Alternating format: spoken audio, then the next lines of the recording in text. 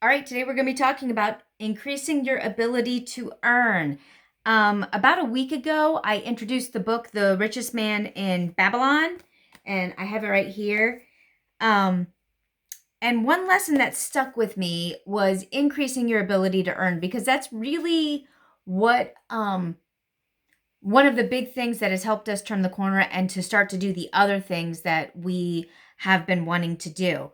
Um, and this doesn't mean that you have to change your field or your industry or whatever, but as you increase in skills and abilities, you become more marketable to more people.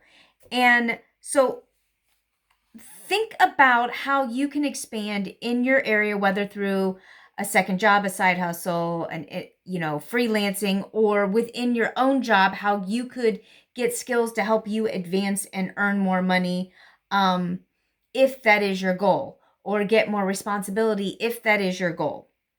But increasing your ability to earn was one of the lessons in here, and it was more about um, increasing your skill set and being able to do things to make yourself more marketable and less subject to the whims of outside forces.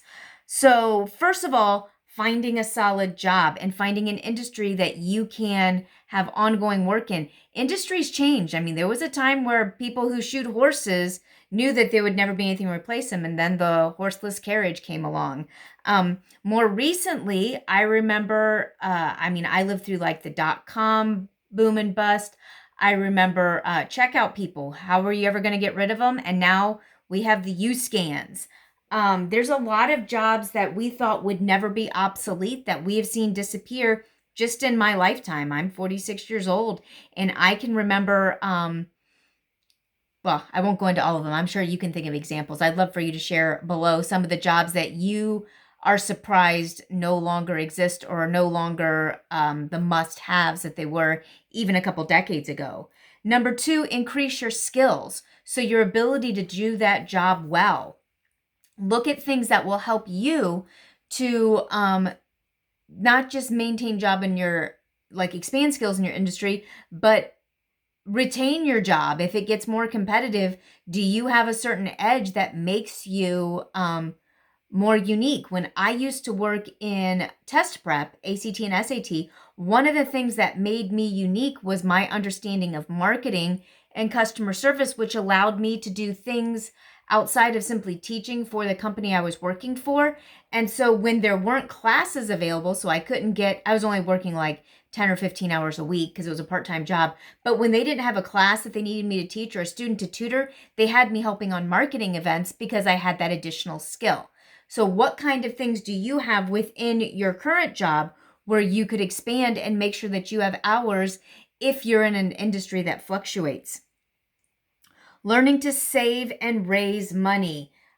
Watch some of my previous videos that I've been doing over the last week or so about saving and raising money, putting aside, remember the saving snowball, not just the debt snowball, where I talked about how you build up your savings by having multiple ways of saving and building one upon the other. Study ways to create additional sources of income. I've shared with you how one of my daughters is getting her degree and she wants to go on for her master's and PhD, but with just her bachelor's in the field she's going into, there's not really going to be a huge pay raise or opportunity. She has to have a more advanced degree to be able to find the jobs that she wants to do. And so she is getting she's going to go and get a certification in medical assisting as she gets toward the end of her degree. So she is able to get a pay raise and work in that field while working toward her desired end. So she'll be able to do something that's in demand and keep herself marketable while she's working toward her ultimate goal, which I think is really smart. At one point, she had wanted to go to school pre-med, but she changed her mind. But she had talked about becoming a massage therapist while in high school, like studying it, high school into her early year of college, because you need to know the anatomy and physiology anyway. So it would support her in a class she'd be taking in college, but then she could also make good money as a massage therapist because there's a place, it's a chain, but it's right by the campus where she goes to school. She didn't end up doing that, but That's another thing that you might think of. I just saw somebody whose daughter wants to be an RN, and she just got her nurse aide license so she can work in that field and make herself more marketable, get experience, get around other people, get into different places so she has more skills when it comes time to complete her nursing degree or try to get into nursing school, which can be very competitive. Number 5, practice evaluating opportunities. So increasing your ability to earn is also keeping an eye out there to seeing what's out there. My video a couple days ago, I was talking about when you're looking to buy things, don't spend a lot of time browsing. But when you're looking at careers and possibly changing for the exact same reason, you do want to browse. You want to see what's out there that you didn't know existed. Now, it works against you when maybe you're looking to buy a nice outfit. My daughter's getting married in 10 months, and I'm terrible. I've probably bought 3 Mother of the Bride dresses, and I still don't have the exact one that I think I want. But I keep browsing, and I keep going, oh, I think this is the dress. And then I'm like, no. And so I wear it to a different event, and I keep looking. But when you're looking into careers, look at what's out there. Look at what skills are available. Look at what income potential is available. Learn to evaluate what is real and what's fake, what's true and what's false. I just got offered a business opportunity yesterday, and they said unlimited earning potential, which whenever I see that, I throw it away. I mean, I throw it away mentally. I may still evaluate the business opportunity. It's not network marketing. When I say opportunity, that's what some people think. It's actually a business, it's a franchise. But when I look at something that says unlimited earning potential, that's a very not creative, not specific, not business minded. That's more like rah-rah. And it kind of puts me on notice that I may not be getting the best information. So learning how to spot those things, whereas in the past I've been like, oh, great, there's so many ways to earn.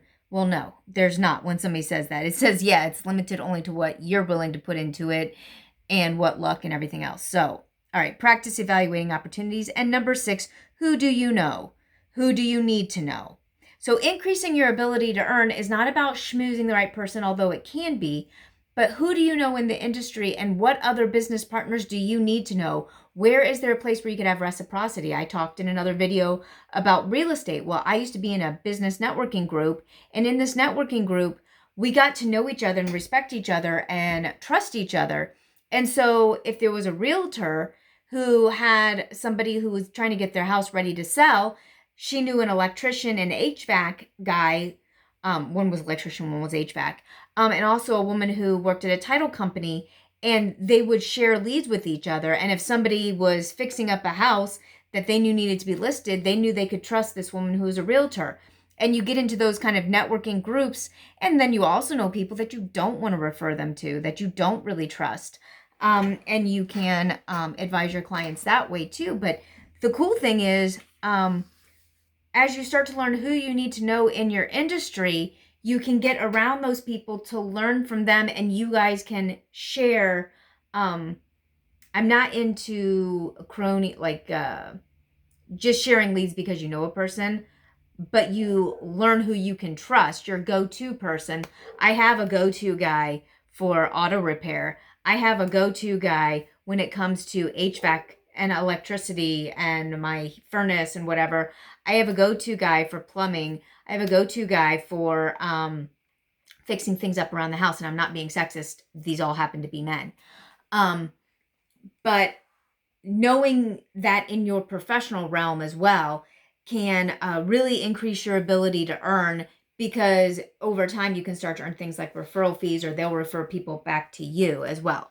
So I hope you got something out of this, increasing your ability to earn. I'd like some of your ideas in the comments below, and as well as questions that you have for upcoming videos. And I will see you on the next one. Bye.